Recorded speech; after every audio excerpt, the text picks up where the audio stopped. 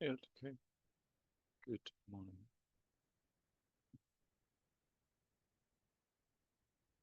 Hi, Steve.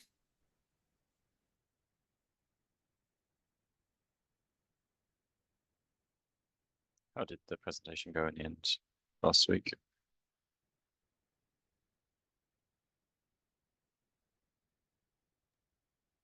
I think it went well. I still am trying to find the time to see which sides would make sense. Although I think most like there's a big overlap between the slides that I presented and the overview slide deck. So I just need to go and double check if every update made it into both of them and what else makes sense in the overview slide deck that's not there right now and those kind of things. But I think it went well overall. So thank you all for providing some information I could use to do it. Nice. I think the room was half full and it was a bigger room. I think 120 people kind of room or 100 people kind of room. And I think it was at least half full, as much as I could see. I'm not sure if they recorded the talk because I know that they had some AV problems that day, so I will need to double check that. But if they did, then I can share the link to the recording. Did you get much questions or follow up after talk? So like its scale is attracting people from all parts of the industry. So there Mhm. were some questions that were more on the basics, like the person just hasn't heard of Kata before at all and was a little bit less familiar with the technology side also. And there were also people who have been looking into it. There was a person who presented after me about Kata. They are using the project for a dashboard um, that is used by the French government. I will try to hunt him down to have a case study written up.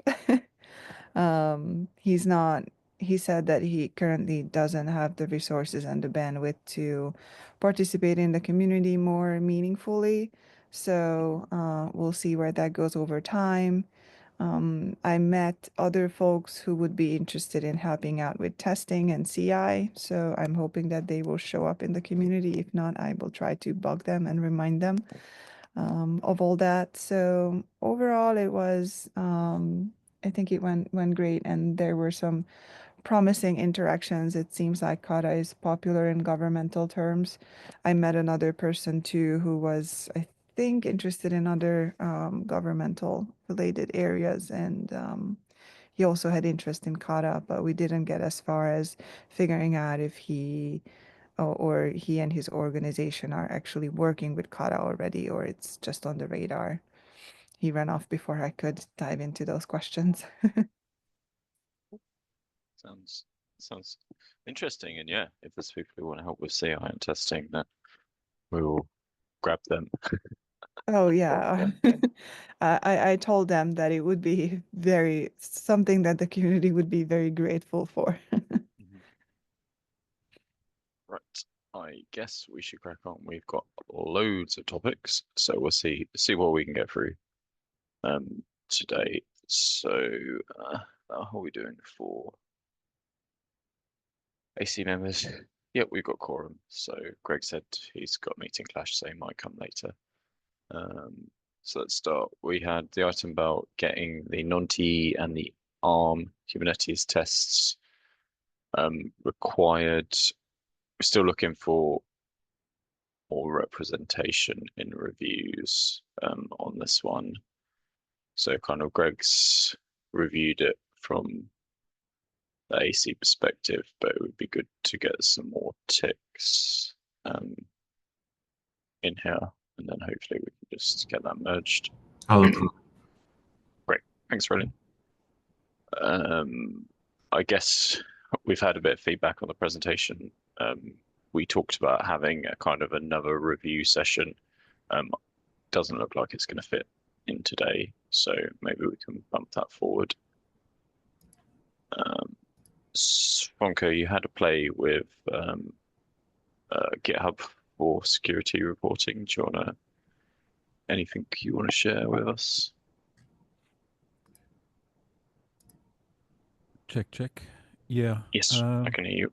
Okay, great. So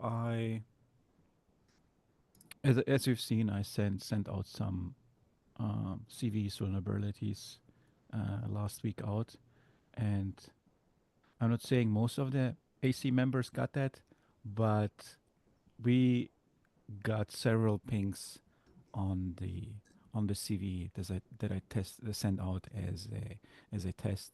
The nice thing is, um, if it's a valid CVE and high importance, GitHub will also include it into Dependabot, so that other Mhm. projects as well are informed about that. So it's a tight loop with the CV reporting that you're doing via GitHub for your project.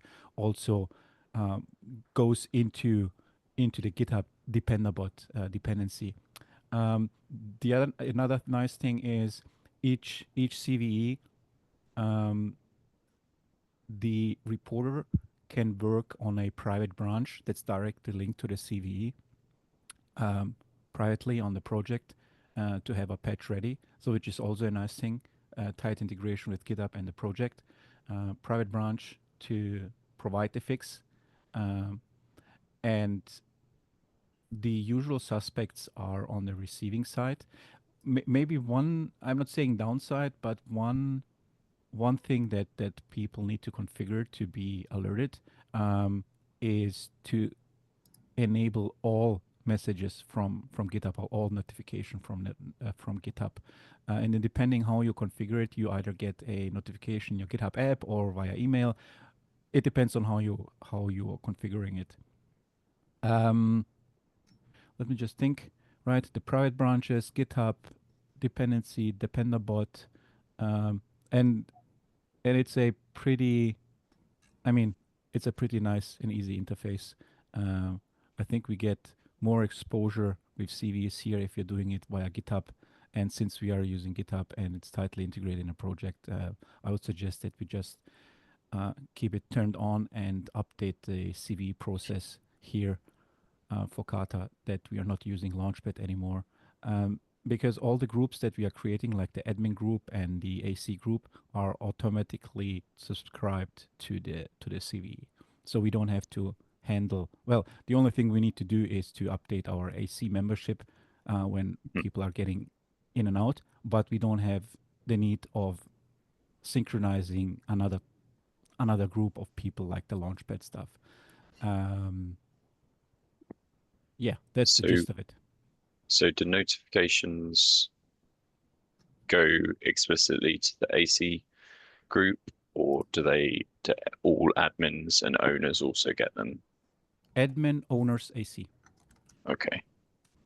So I guess maybe we need to talk about the kind of tighten up our admin and ownership group first Yeah, as well, because we obviously don't want to overshare. exactly. Yeah. In Launchpad, I know that it wasn't, or maybe it is still an issue that once somebody was subscribed to these notifications, they would get them even after they are removed from the particular group.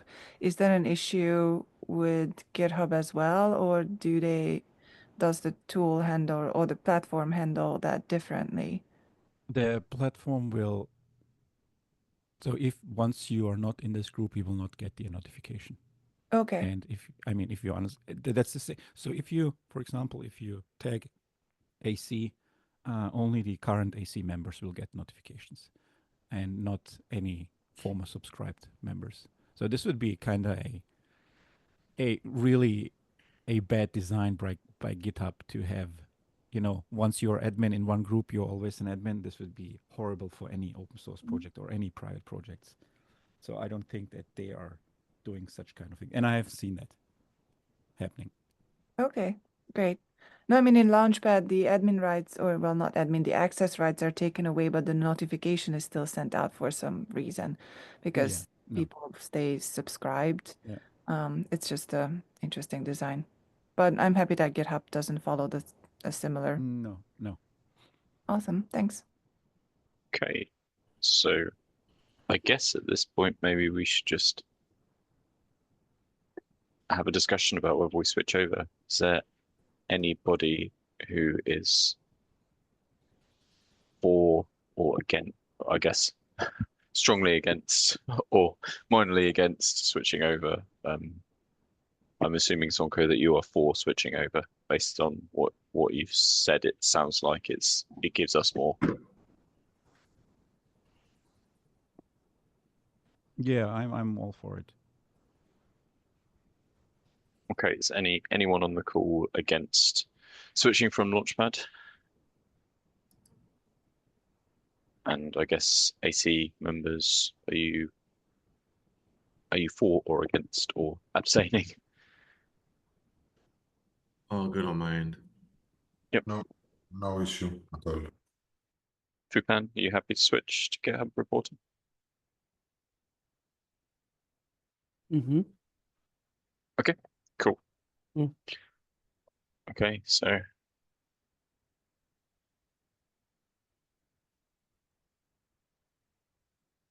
obviously we need to have an issue to cover that, I guess. Yeah. Yeah, Are tag me on you that. okay to raise the issue for that, Sonko? Yeah, definitely. Tag me on that, and then I'll follow up with updated documentation. And I think we should also create a security.md. But let's follow up with the issue on that, on the various steps to do that, and update the documentation and stuff like that. Cool. Great. Thank you. Kind of got ongoing metrics tests issues. I'm still working through them. There is still something that is corrupting the system. It was seemingly corrupting container D. Fabiano and I had a play last week, and we think we've got an initial setting, which means container D has not gone wrong. Whereas Kata deploy seemed to use to clash with it badly. There's still issues with Kubernetes not responding. So at the moment, I'm just like resetting the runner like once a day, which is definitely not super sustainable. I've got a PR that's kind of in draft with some improvements just to make things flow a bit more. So I'll carry on with that and see if I can get more stability. But yeah, we still have the issue like on the last night's nightly that just Kubernetes stopped responding. So Kata deploy failed. And yeah, it's not super clear. Fabiano had a look at it and went, oh, well, metrics tests just don't really work. So don't waste too much time on it. But obviously, we want to have something in there. I guess from a kind of good news point of view, if we look at yesterday's nightly run with some hand holding from me, we got to the point that I think we just had like one failure, which I'm working on for CLH and QEMU. I can't remember. Yeah, same issue with boot. So both of those I've got a fix or attempted fix for in that draft PR, but at least it's not the case that nothing works at all. We're just getting the odd one or two tests failing. So it is a bit frustrating, but until we get a proper manual set up, then at least we can kind of do ad hoc checks to see if it works. So yeah, that's kind of where metrics are. I don't know if we want to keep it on the action items or not, but that was a quick update. Shell check, I had an action item to remove the vendor paths. That's got merged. So we've come down from like 8,500 to like 7,800, 900, something like that. So we've got rid of a bunch of stuff which isn't in our code. So that's helpful. Okay, topics. So community roles. So we've had a long-standing PR around tightening up our governance, particularly around reviewing who's on the groups, because at the moment, like, we've got a lot of people in the admin and the owners group who aren't necessarily contributing to the project anymore. So this all came out of discussion in the last AC about reviewing that, also reviewing the people who are committers. So we've got right access, because again, there's a lot of people who haven't necessarily been on the project. Like Greg and I were having discussion on Slack the other day. There's a bunch of people that we don't know of at all. There's a few people that Greg used to work with like 6 years ago who were on the list and stuff. So we've got this through, which talks about tightening up and reviewing the list just before election periods and just after election periods. So I think the next step for it is, for the election, we'll need to publish, update the contributor list, filter down the committer list based on this before the AC election, and which we do anyway, the contributor list, that's how the electorate is formed. And then we want to update the admins and the owners after the AC election.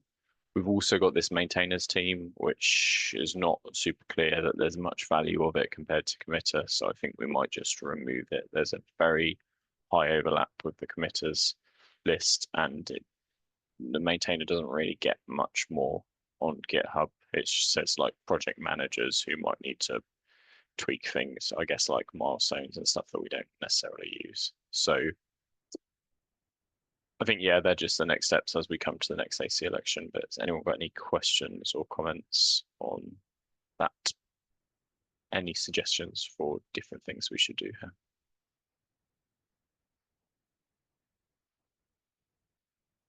Okay, cool. So the next topic is 3.15 release, which I think, based on us roughly doing things on about mid-month, 16th, 17th, would be due on maybe Monday or Tuesday. There is an outstanding issue for the Cocoa release that will be based on it. They want to bump the trustee and guest components. There's some issues with policy tests failing here, which is being looked at. We don't really understand. I don't think anyone really understands. Okay, I don't understand why bumping the guest components would result in policy failures, but Ding's done a little bit of analysis, so hopefully Dan or someone might be able to answer some of the questions Ding's raised. I don't know if we want to put a hard block on that, but obviously the Cocoa release will be based on it, so I think they are particularly keen to have that in. Is there any other issues or PRs people know of, think should be kind of blocking the release?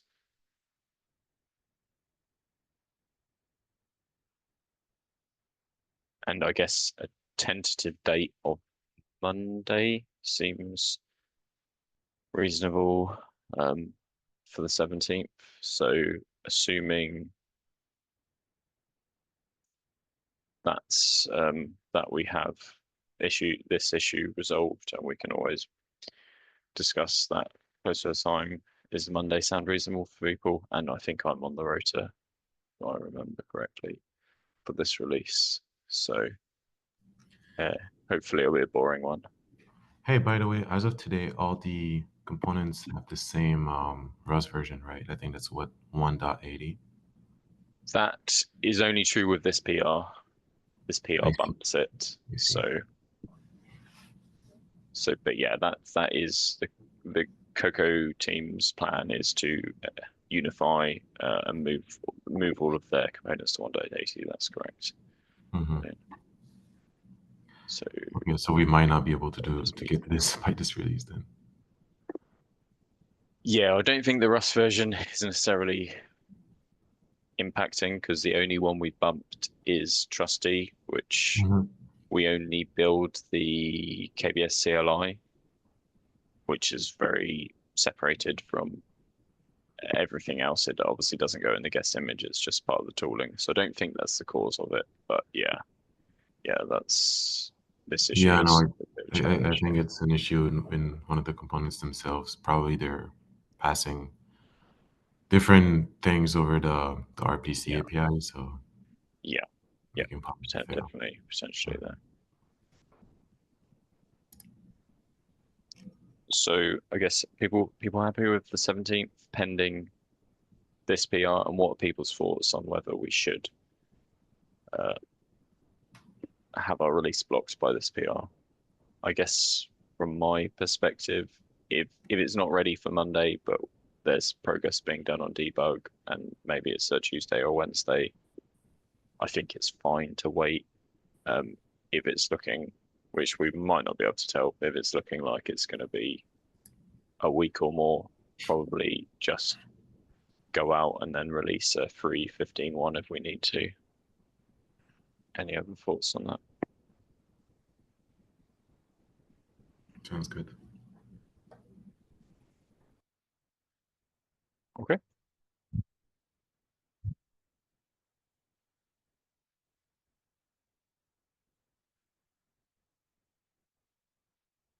Great. Okay, next one, there's build checks rename. I don't know if people spotted this in Slack, but Ruching did some refactors of the build checks, which are useful, but it's resulted, because the matrix has changed, it's resulted in all of the names being different. So in order to not block stuff, I removed the old names from being required. Or maybe this has not got OTK. Yeah, it's not got OTK tests. Bad example to try and demonstrate. Removed the names from being required. The old names, but it means our build checks. If I can find an example.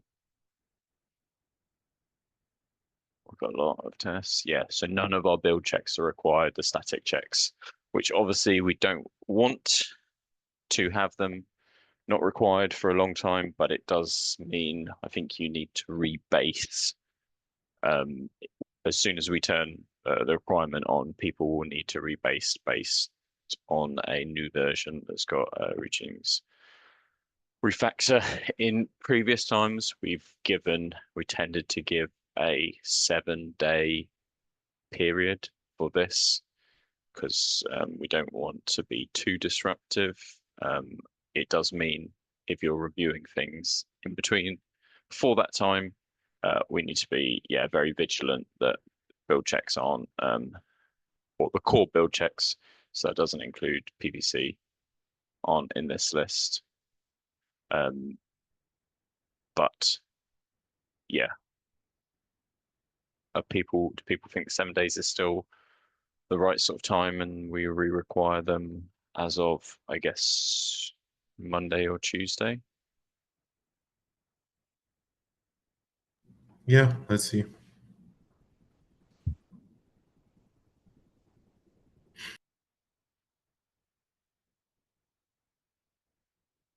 Okay. Great.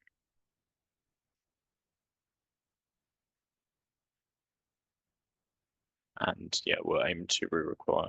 But I think the ones that will be made required is all the x86 ones or AMD64. S390X, I think there are a couple of tests that were flaky, so I'll need to just check with Choi if those are resolved. That was related to bumping the S390X runner to be based on Ubuntu 24. But yeah, we'll obviously make sure they're stable before we require them. I maybe a little bit random. I know we've talked a bit about Dependabot failures and stuff before. I decided to do a bit of investigation into failures, and basically the problem we have, I think I've created a PR for this. Yeah, the problem we have is the reason it's failing, if you look at the logs, is I don't know, it was due to when Dragon Ball was imported, when it used to be a standalone project, but basically Dragon Ball is effectively a Rust workspace, and it's got a few sub projects within it. So like DB, PCI, find the list of it. DBS Verto devices and DBS utils. Because the workspace root of these is in /source/Dragon Ball, not the top level, Devenderbot can't find that workspace root, so it fails, and that's why we're not getting any PRs to bump them. Well, that's one of the reasons. So with this PR I've created, I've explicitly added all of the Rust and the Go files that we can update, and as a result of this, in my branch, I got 27 PRs created or versions to bump. So obviously that's quite a lot straight off the bat. Maybe I turned Go module grouping in. That's why we've got 2 directories, a group on that. I guess there's a couple of questions I have on this. Is, do we think it's useful to bump them? Some of the other projects, like, I think most of the Cocoa projects are doing automatic bumps. Obviously, we try and do security, we try and monitor security fixes, but doing manual bumps of fixes is annoying, and if we can get Devenderbot to do it for us, that would be better. But these are probably more than that, because when you configure the updates, it bumps normal packages as well, not just security related ones. So this is just keeping us up to date. My personal view is that is a good thing. Obviously, there's some risk that we might get broken, so we need to run the CI. The challenge we have, I guess, is if that's going to be an issue for downstream. I don't know how it works. Obviously, we've got kind of our pinned Rust versions. We're running with 1.80, so that should ensure that we don't pull anything that is not compatible. But I don't know necessarily if Go works exactly the same way. And yeah, we don't want to, sorry, fix my typo. We don't want to cause a big issues and revisit the kind of minimum supported version if Dependabot doesn't kind of work with that setting. But at the moment, like in the runtime Go package, Go mod package, we do have a minimum version, which I think is 1.22 still. Arguably, we might want to bump it, but we'll see. Oh, it's in fact 1.21. So hopefully Dependabot is not going to pull in stuff which will break that. But we might have to just try and see with some of these. Wait, what were you saying about the Go version? So the Go version, which I think we maybe should bump to 1.22, but we have in the runtime Go mod, we have, I think this is effectively, that's us declaring the minimum Go version. So my theory is, I know some packages, because I've had to do it in other repos, when you bump them to fix CVEs, they require like Go 1.23. I would assume that these automatic bumps will not do that, but if it does, then you would expect just the tests to fail on them. So like, I don't know. So you're saying that you would assume that Dependabot would not upgrade that Go version? That is my that's my assumption, that Dependabot would listen to that and respect that it. sounds fair. Yeah, otherwise, but yeah, we might need to just try to find out. But yeah, so I guess, do people think that proactive bumping would be a good thing to do? And yeah, the downstream challenge, and then you've got some comments about the redirectives, Aurelian, which was kind of what started me looking into this. I saw the PR related to this. Yeah, yeah. So I guess the challenge for upstream, I was just thinking about that. It makes it, if we do that automatically upstream, and when a downstream has some kind of CV alert and they want to fix that, and they want to meet their SLA, they can just cherry pick that commit from upstream or wait for a release, right? For Go, it's a bit harder. I mean, the story's a bit more complicated than Rust because we actually vendor the Yep. dependencies, right? So if any of the downstreams for some reason, whatever, have different versions than upstream, then resolving those conflicts might be a headache. I've had to resolve conflicts in cargo.toml and cargo log files. That's a mess. So if we add a vendor directory on top of that, it might be complicated. Personally, though, I've never seen conflicts um, in the Go dependencies with Microsoft, but that might just be because we don't touch a lot of the runtime, right? So yeah, in my personal opinion, it's worth trying. And I guess we can learn on the go. Yeah. I know, for example, on the Cloud API adapter repo, there's potentially challenges Berardo mentioned, because I bumped to use Go 123 because a high severity CVE came in, and the module which fixed it had a requirement on 123. So that Yeah, effectively drove us to move from 122 to 123, I see. Yeah, that's annoying. which is a tricky one because you kind of go, you don't want to break stuff for downstream, but you also don't want to keep high severity CVEs in the code. And I'm assuming Yeah, downstream also don't want us to have high severity CVEs in the code as well. for sure. But yeah, that's the challenge. I think Rust is not as, like you say, not as big of an issue of that because it's not routine that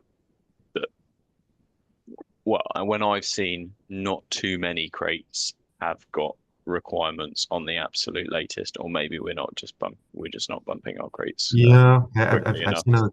I've actually seen that a couple times Hmm. in a Microsoft repo. So yeah, it's I agree. That's a bit annoying. I guess for Go, we could patch the vendor directory itself, but then I don't think the Hmm. tooling will detect that, right? Yeah, Yeah. and just because we get dependable PRs coming up, you can dismiss them, and we can say, no, we don't want to be alerted on these anyway. But we obviously don't want to make a whole bunch of changes on upstream that are going to cause a massive problem for downstream. For sure.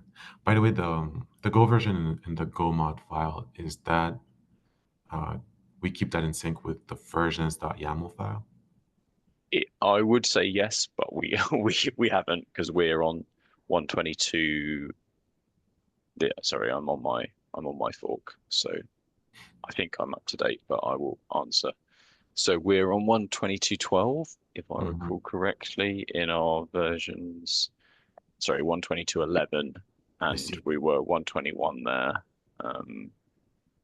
I think we want to ensure, which I don't think is necessarily a problem. I think it'd be good practice. I think the main thing is we don't want this to be higher than our versions Mhm. because that will cause issues because the Yep. minimum version will not be met by our minimum version. So I we'll end see. I up see. I see. accidentally installing a newer version. Okay. Yeah.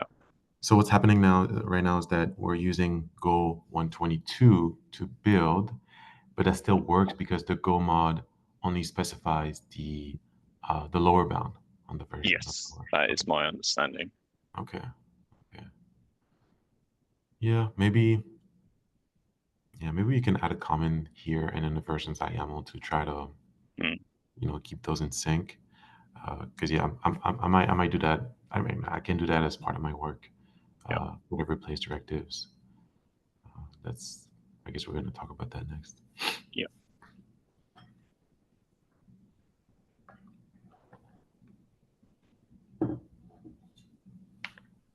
Zonko, have you got any thoughts? Because I know we've talked about dependable Yeah, fixes and stuff yeah. with you before. I'm just thinking, should we enforce that somehow via GitHub action? You know, Mm.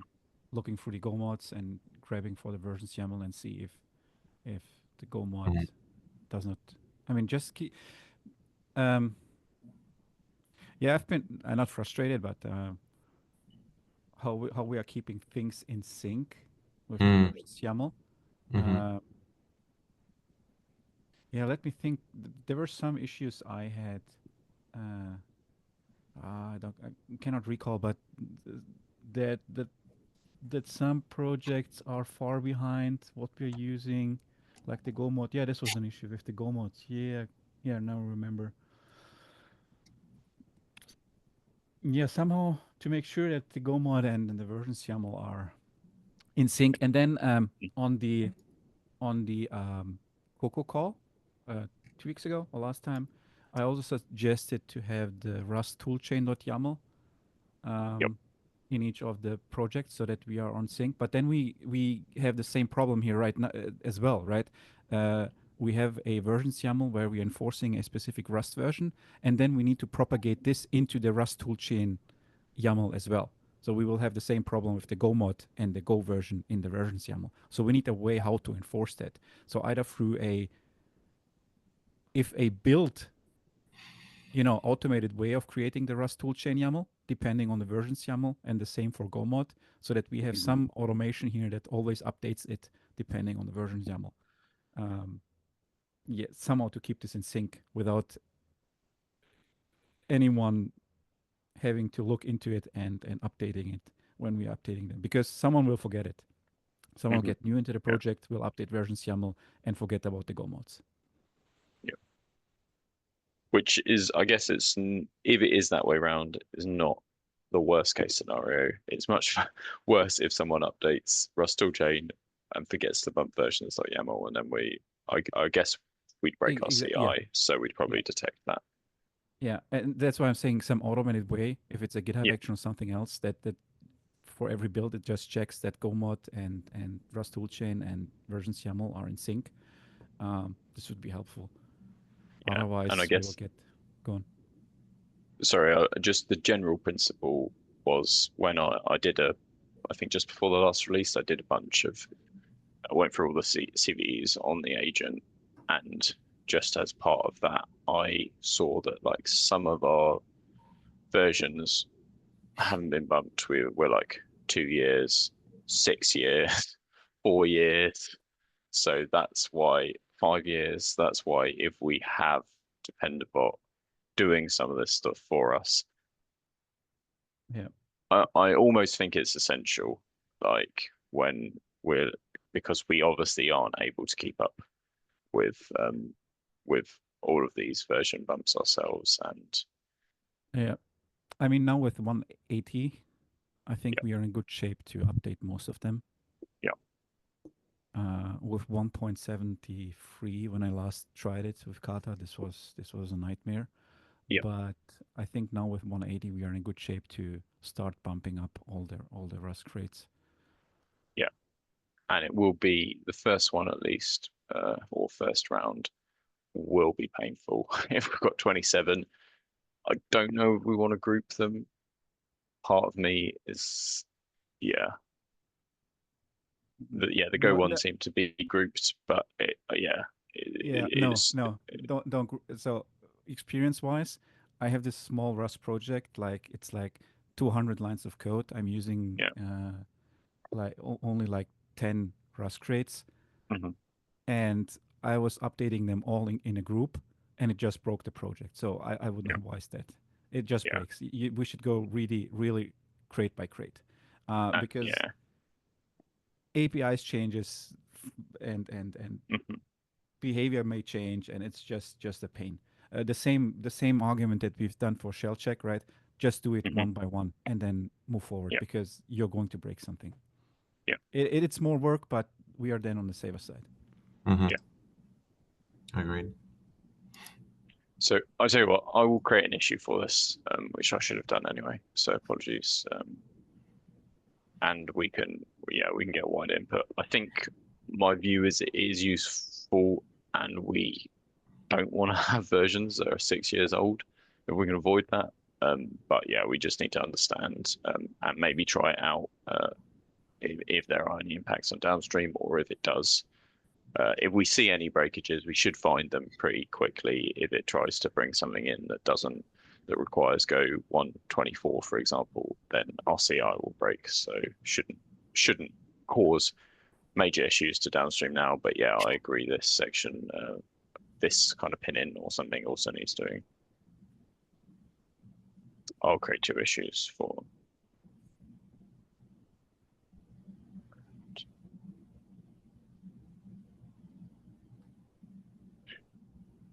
I'll call it rollout. I'll think of something that makes more sense afterwards.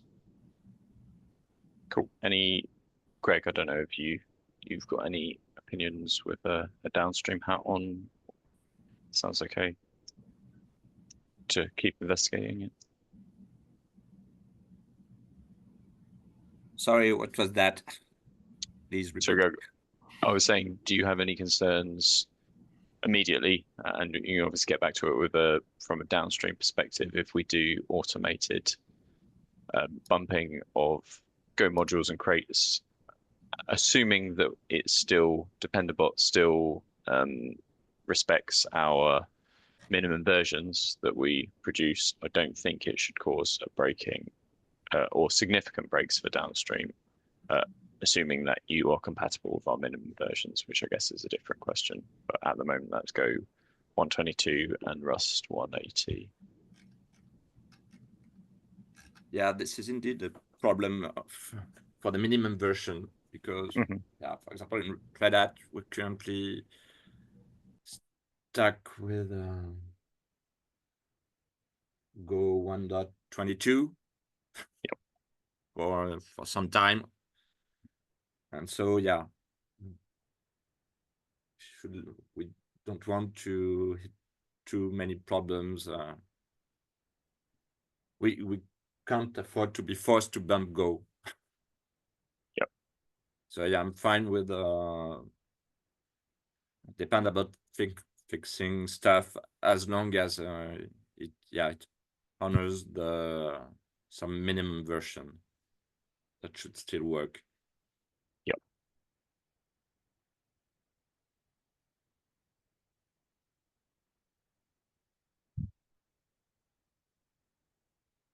So if it does, I'm fine.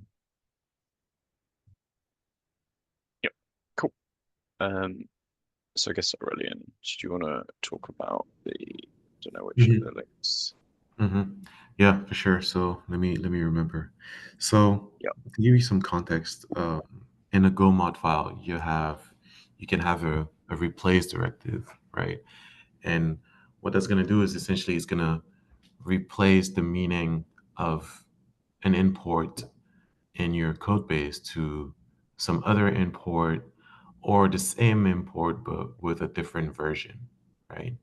And so downstream, we realized an issue while working on a CVE downstream, right? We realized that those directives are actually ignored by Dependabot, right? And so when Dependabot opens a PR, comes in and claims to fix a CVE by, let's say you update this gRPC version here, right? Let's say Dependabot will update that gRPC version and update the vendor directory, right? But because it will ignore that, it basically does not see that replace directive, right? And so it'll leave that replace directive there with the old version, and so the CVE is not fixed, right? So, and I know that we only have 15 minutes, so I'm going to make this quick. I think my plan was to remove all those replace directives, replace them by, actually specifying the version properly. I think initially those replace directives were introduced a couple of years ago, and it seems like back then we wanted to simply upgrade those dependencies, and we chose the the easy right and the easy way in a sense, right? But yeah, Dependabot is not aware of those replace directives, right? So my plan is to remove the replace directives, maintain the versions that we have today, um, and make sure that they're correctly, and then I'll leave a comment in the replace section to just not use this unless strictly necessary. Yeah, and then hopefully, combined with the dependable bit, we could start bumping some of these Right, yeah. to remove them anyway. But yeah, it looks like it makes sense. And I don't know if some of them are even having impacts, like the YAML one, for instance. I can see, and maybe there's a direct dependency, but the indirect dependency here is the same version. So as far as I'm concerned, or my limited understanding is, this replace isn't going to do anything, because I think that's effectively what you would be doing, Aurelian, is you'd be taking these versions and moving them outside of the replace. So like that one is just it's not making a change, but it's just making things worse if we bump. Yeah, I'll dig deeper, but I think this is what you should be doing. I think here maybe that the indirect dependency got upgraded in the meantime, since we added this second one. So yeah, I don't know. But yeah, I'll work on that then. Cool. And you guys let me know if you think that those replace directives are still useful for something that I missed or something. But yeah, I'll send out a PR sometime soon. Yep. Cool. Yeah, that sounds good. I guess is this another instance of that one? Or you put this? Oh yeah, we need to be careful about this toolchain bump here, that we don't, because it's automatically created, but we don't want to force the toolchain at this point, because that would just mean when we do the build, it will just go and update pull go 1.23.7, and then our minimum go version will not be relevant. But yeah, we can take a look at that one afterwards. Cool. I think I'm not a Go expert, but I think that makes a lot of sense to me, and my understanding is the same as yours, Aurelian. So yeah, sounds good. Cool. Send PR then. Yep. I guess was a question from me. Ulriko's answered. If people haven't seen, yeah, I guess Ulriko, maybe you can introduce the topic. Yeah, you all probably saw an email and a Slack reminder a couple weeks back.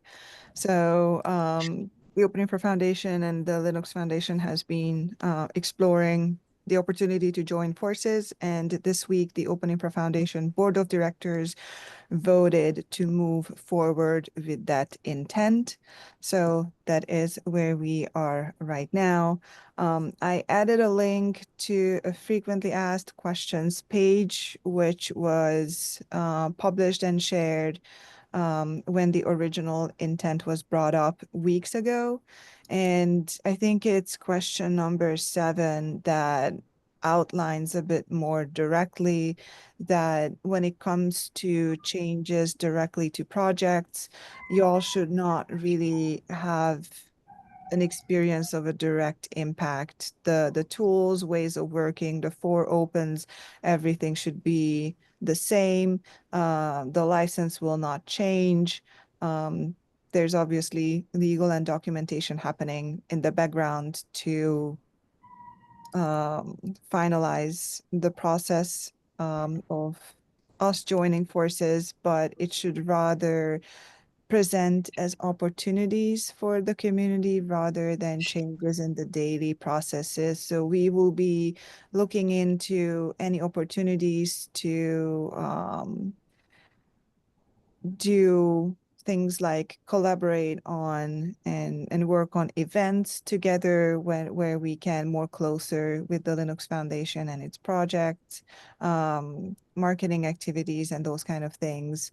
So using this opportunity to bring more opportunities to the projects as well. But again, as far as the daily operations are concerned, they should remain the same. And yeah, it sounds, from my perspective, I think it's really exciting that we know that from things like Cocoa and other projects, particularly Kata Containers, has got a lot of overlap with CNCF projects. So yeah, even if it means we have more visibility there, maybe we have the chance to represent, have a bit more mind share at things like KubeCon, and I think it sounds great. Yeah, I will not. KubeCon EU is way too far in the books to Oh for this yeah, I meant decision to have an in like effect there. a year plus time. Yeah. Yeah, no, I understand. I just wanted to make sure that we have it on the recording as well, that all the things taking effect will still take a long time. Yeah, I think Jonathan's letter he shared said it's going to be several months before it formally happens. Yes. Anyway, so yeah, it's not like Open Infra is part of Linux Foundation today. So it's just exactly both boards have agreed. Yeah.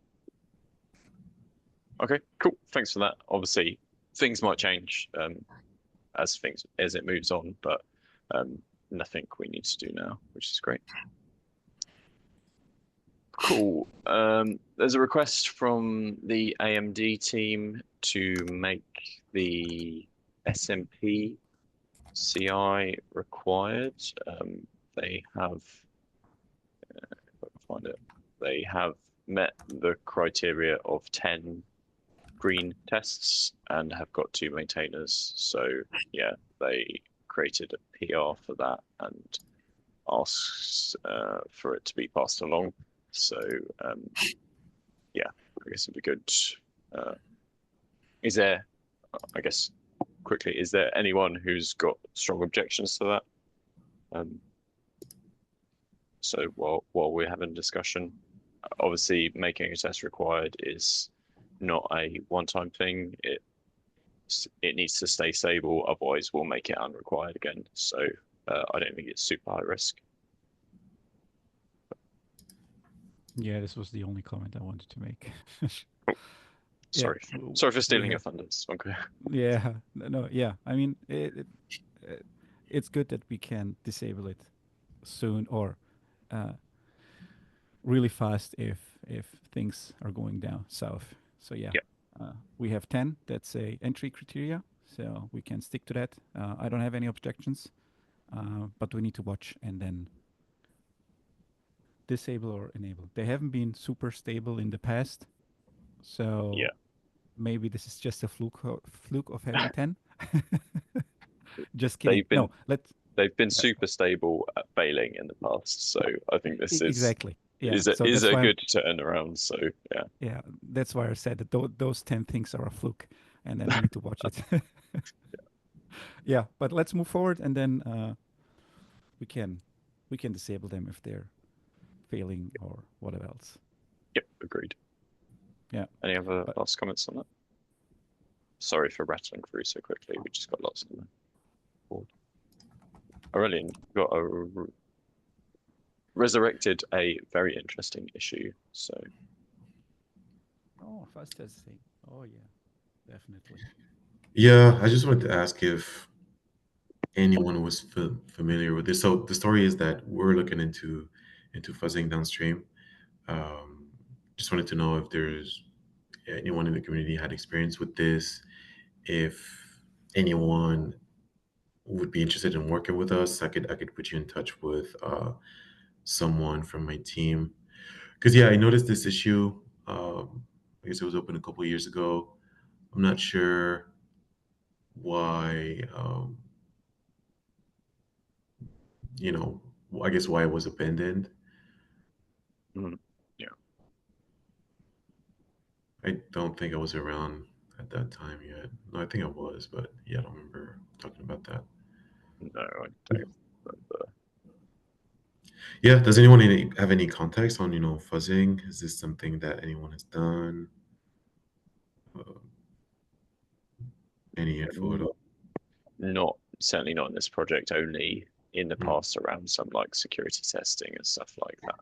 But yeah, I like the idea of trying it out, to be honest.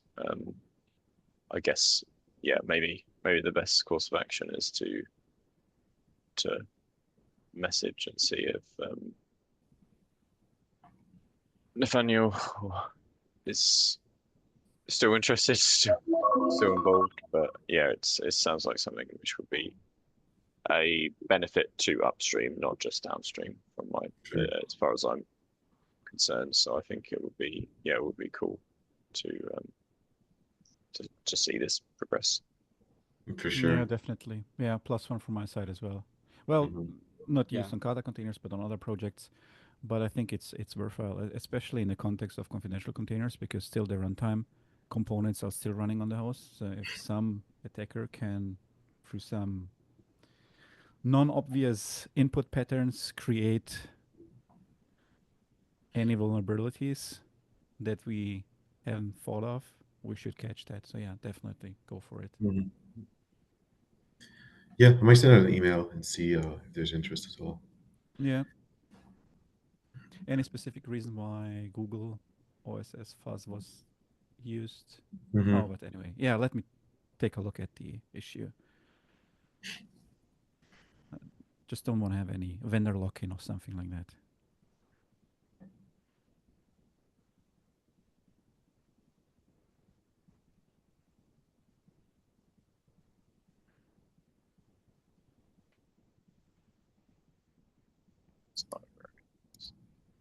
Cool.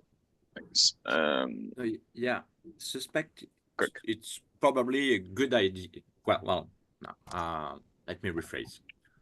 So yeah, fuzzing is a really good idea. Then I think it should be really experimented before we start adding stuff to the repo. Because yeah, I suspect we might have maybe a mine of problems, and just like shell check, we won't be able to address them all in one go, maybe. And so don't think we should expose right away all the ways to do nasty things with our code base if we cannot fix them right away. Yep. That's a fair point.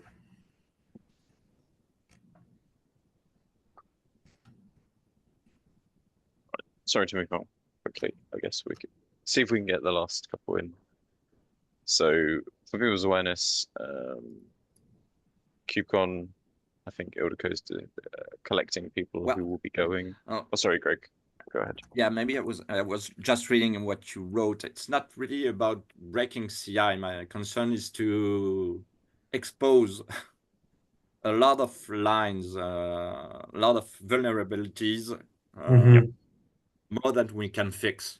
I agree. But yeah, if fuzzing can block a PR, because obviously it's adding a new vulnerability, we should probably block the PR, but not expose all our existing vulnerabilities at once. Yeah. No, I agree. And, I definitely agree, but I think we're a long way from adding fuzzing to the CI. I think the first step is going to be, first of all, designing that fuzzing protocol, right? What do we want to fuzz and how? That'd be the first step. And that's why I was interested in, input from the community. Cool. Thanks for the keep me honest there, Greg. Sorry, I guess I don't know if there's anything more to say, Ildeco, apart from we're collecting attendees. I guess, Aurelian, you're going to be there in person if So, you're going to talk, or is it remote? So I don't know yet because okay. I haven't. We need to figure out the logistics yet internally. So most likely, but you know, I'll tell you when it's 100% sure. I'll Okay, tell you when cool. the flights are booked. Yeah. Fair enough. Looks like you're traveling too much. Yeah, I'm just like I created the Etherpad both for put talks, relevant talks there and see who's going to be around. Like if there's going to be like a critical mass from the community, then you know we can try to organize some small gathering, or at least I try to help you all coordinate if you want to do that. So just yeah, and on the other hand, if we have a list of people who we know will be there, it's easier for you all to find each other. Sometimes like there isn't always awareness of who else is going. Yeah, So Nico, are you gonna be there? yeah, no, Nice. not this time. Oh, I'm not gonna make it to this one. I see. Well, I Uh, guess we'll have to get approved for a talk next year then. yeah, right. Yeah, this year is just anyway, there are a lot of things on my end that prevented me from going to this one. Apologies. No worries. We'll see you at the next one. And I guess quick plug is we're looking for one more election official. So if you're not planning to stand in April's election, then contact Builderco Yeah, please. if you're willing to. I have Alex who volunteered already, and thanks Alex. And looking for one more person. It would be great to have one more person to make sure that the election runs smoothly. Cool. And I think we need to leave it. If people are not aware, there's a special 4-year birthday for Coco. So the meeting, which started 1 minute ago, should be a lot of fun. So if you've been involved in the project at all, then I'd encourage you to join that. But thanks for bearing with me while I rush through it all. If there's anything you want to expand upon, then pop it in next week's agenda or put it on Slack and we can talk about it more there. Otherwise, I will speak to you soon. You all. Thanks. Bye-bye. Thanks, Bye. guys. Take care. See you at Coco. Yep. Thank you guys. Bye.